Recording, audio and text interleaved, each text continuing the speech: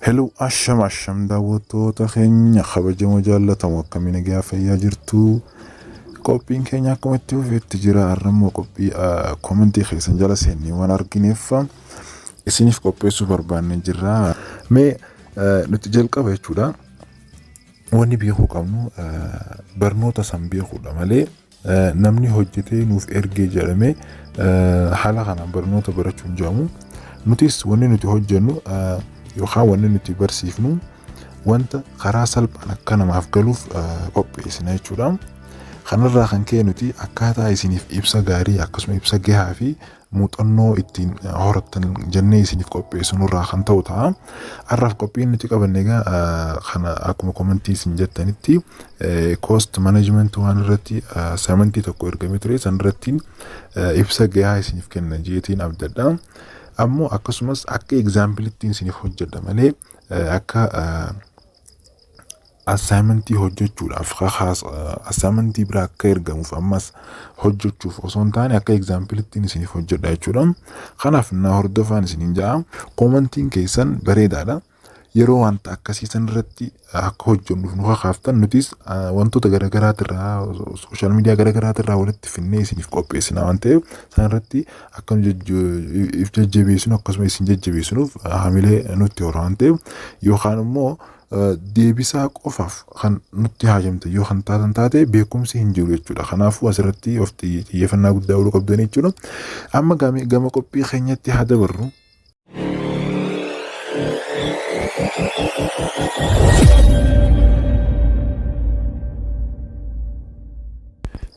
Okay, akkuma jenne egaa qophiin nuti har'a qabannee cost management waan kan qabannedha. Inni kun maal kan jedhudha. Wantoota sadii irratti kan xiyyeeffannudha jechuudha. It is common used classification of manufacturing costs. Manufacturing cost irratti type yookaan gosoota lamatu jira jedha. Manufacturing cost and non-manufacturing cost jennaan jechuudha. Manufacturing costiin baasiin oomisha tokkoof baafnu jalqaba direct material jira, akkasuma direct labor jira, akkasuma factory overhead or manufacturing overhead jennee waamna jechuudha. Isaan sadeen kana qabna jechuudha. Isaan sadeen kanarratti direct material fi direct laboriin yeroo walirratti ida'aman prime cost jennaan jechuudha.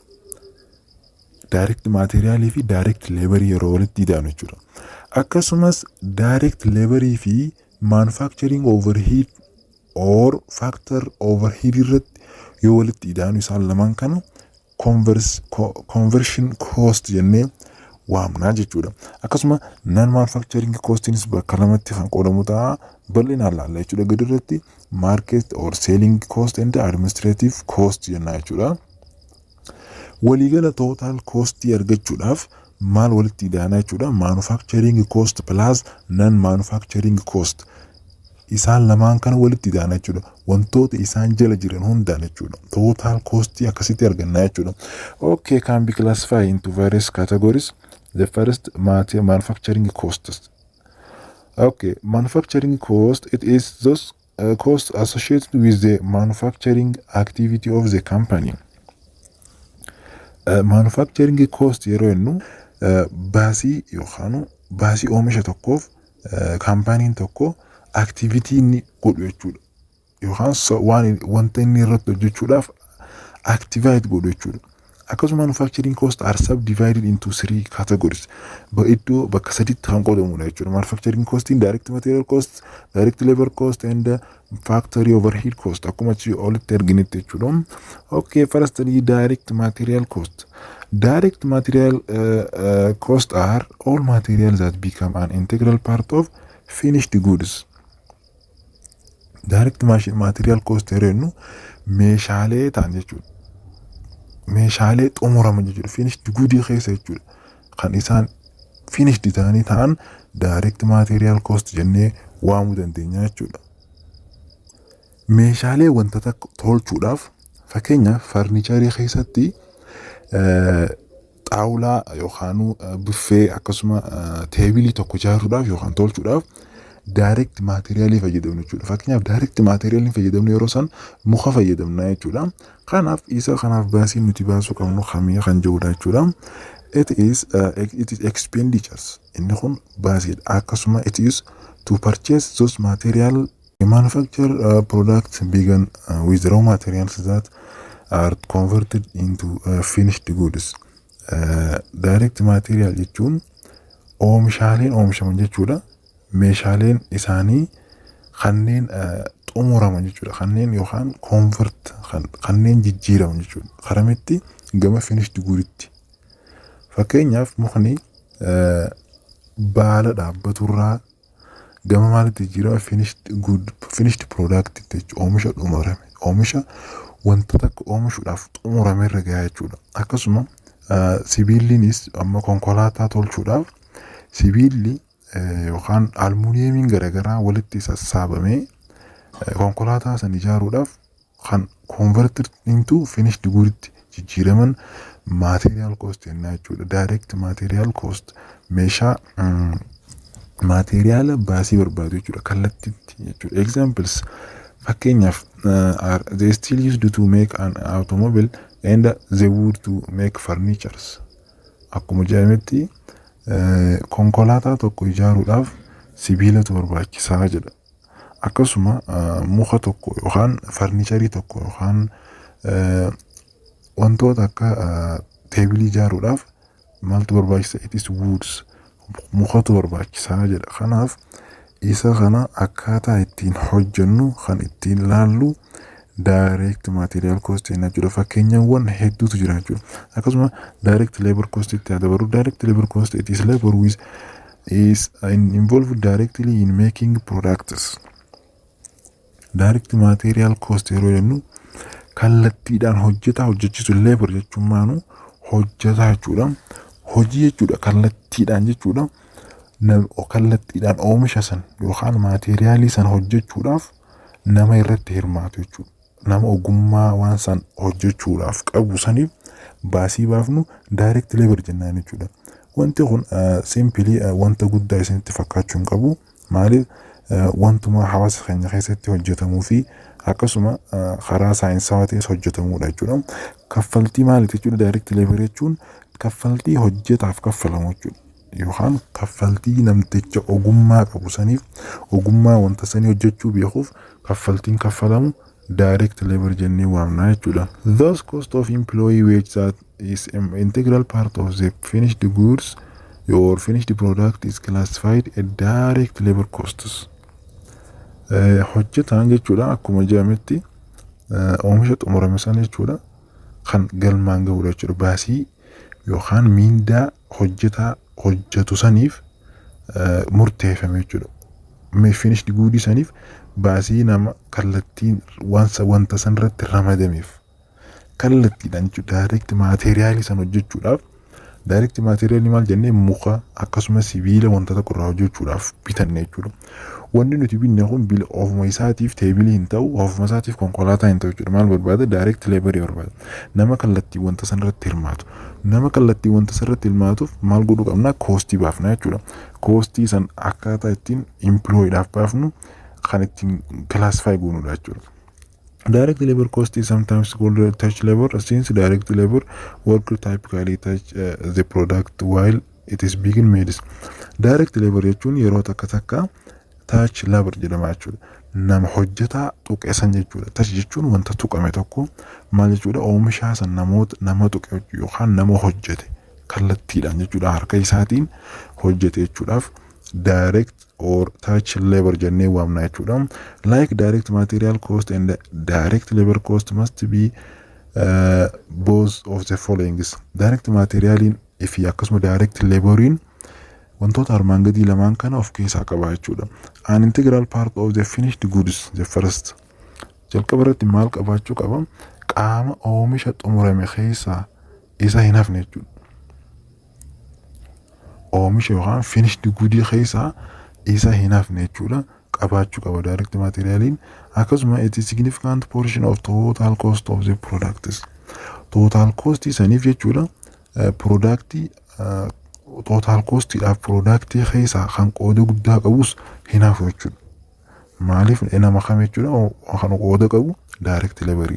Akkasuma qaamni oomisha yookaan qaamni finished goods keessaa hin hafnes maal jechuudha direct material. Isaan lamaan kun bakka lamaan irraa hin hafu jechuudha. Maaliif wanta tokko hojjechuudhaaf isaan lamaan kun baay'ee barbaachisu jechuudha. Meeshaan ni barbaachisa, namni meeshaa sana hojjechuu danda'us ni barbaachisa jechuudha. Achirraa eegalee xumuramuu danda'a jechuudha hojiin tokko. Inni sadaffaa yookaan inni manufacturing costiidha. Kan isa dhumaa jechuudha factory overhead or manufacturing overhead cost jennee waamuu dandeenya jechuudha. Include all cost of the manufacturing except direct material and direct labor. Baasii hunda ni dabalata manufacture all cost of manufacturing ni dabalata except direct material fi direct labor in ala wanni taan hundi factor overhead jennaan jechuudha. Factor overhead jechuun akkuma gaa amma direct material fi direct labor ala jennetti fakkeenyaaf utilized factory. Fakkeenyaaf utilized factory'n wantoota akka elektirikaatii, wantoota akka qoxaarii bishaanii faa, qoxaarii tirkaatiin kanneen kanaan karaa maaliitiin baafna jechuudha. Karaa indirect ta'een jechuudha. Karaa factory isaan kan hojjechuudhaaf fakkeenyaaf maashinii ni barbaachisa. Farnichara hojjechuudhaaf akkasumas sibiila kanaas walitti suphuudhaafis maashinii ni barbaachisa. Maashinii san kireeffachuunis direct material mitiis direct labor mitiis. It is factor overhead jennaan jechuudha. Meeshaalee alkallattiidhaan wanta san hojjechuudhaaf fayyadamnu hunda factor overhead or manufacturing overhead cost jennaan jechuudha. Manufacturing overhead cost include items such as indirect material and indirect labors. Direct material fi direct labor osoo hin taane jechuudha. Manufacturing overheadin indirect material. Indirect material akkuma nanjee maashinii ta'uu danda'a. Akkasuma insurance factory ta'uu danda'a.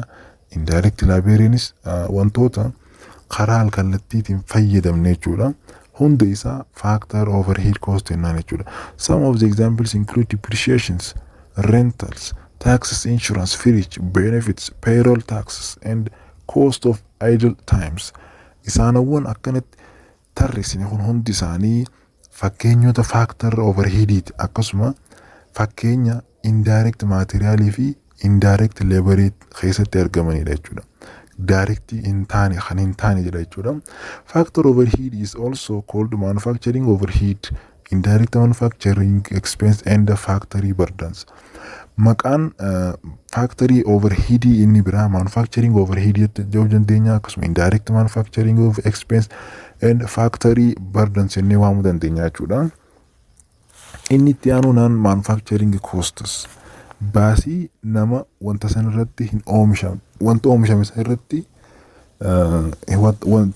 irratti hin hirmaannee fi akkasuma wantoota isaaniif baasii baafnu karaa lamaatu jira jechuudha. Nan manufacturing cost akkuma as olitti ibsinetti marketing or selling cost and administrative cost jira jechuudha. Akkuma jalqabeen egaa jalqaba irratti marketing or selling costs. It is include all costs necessary to secure customers' order to finish the goods or service into the hands of customers. Meeshaan alkallattii kun jechuudha yookaan karaa lamaan ibsamee jira. Inni jalqabaa maal jenne marketing jenneedha or selling dha jechuudha. Inni kun maal jechuudha baasii barbaachisu jechuudha. Baasii maamiltoota tokkoof baasii isaaniif geessuudhaaf baasii nuti baafnu akkasuma tajaajila finished goods san argachuudhaaf maamilatti galchuudhaaf haala nuti gaggeessinu sun hundi marketing or selling cost jennaan jechuudha. Yookaan eega oomishamee fakkeenyaaf farniishariin san erga oomishamee yookaan konkolaataan erga tolfamee konkolaataa ta'e booda baasii ittiin gurguruuf baafne san marketing or selling cost jennaan jechuudha. Baasii gabaatti baafne jechuudha. Baasii isa sun gurguruudhaaf gabaatti baafne maal jennaan jechuudha.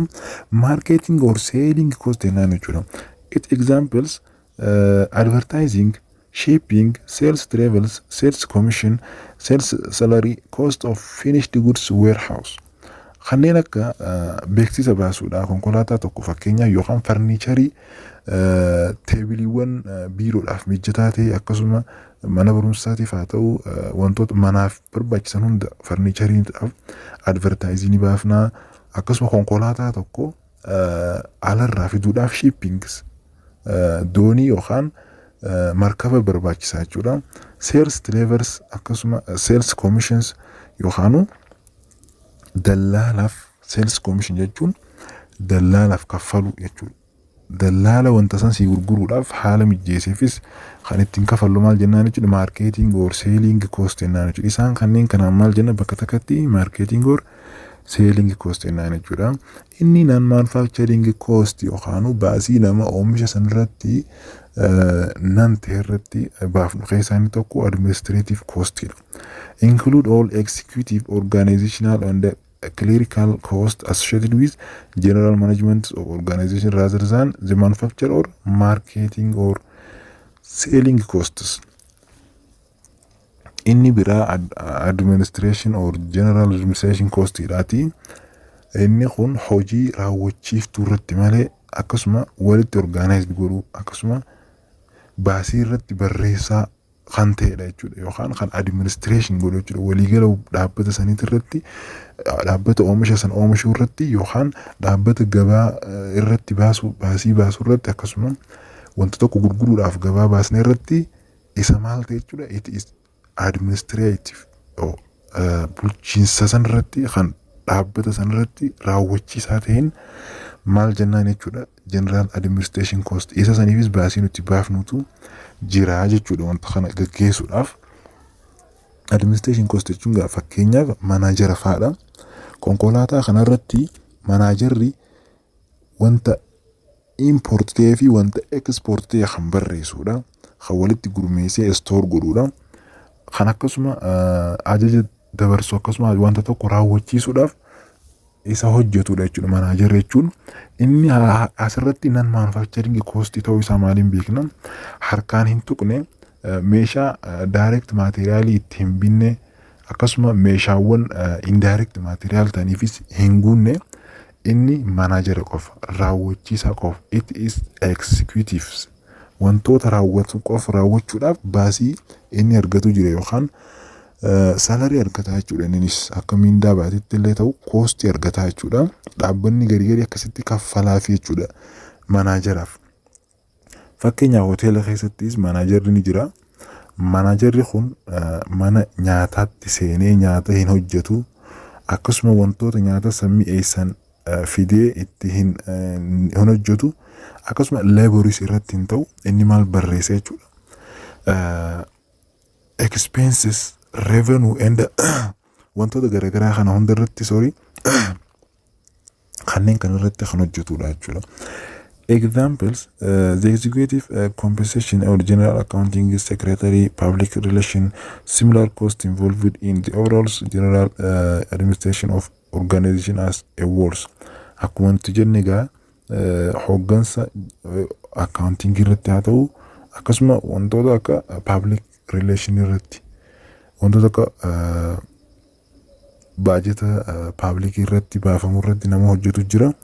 Wantoota isaan wantoota kan hojjetaniif coostiin nuti baafnuutu jira jechuudha. Isa kana maal jenna general administration cost jenna jechuudha. Okay manufacturing costiin haala kanaan manufacturing cost and non manufacturing cost adda bahee akkasitti type isaatii waliin adda baafne jechuudha. Haala kanaan kan ibsinu ta'a jechuudha gabaabsine.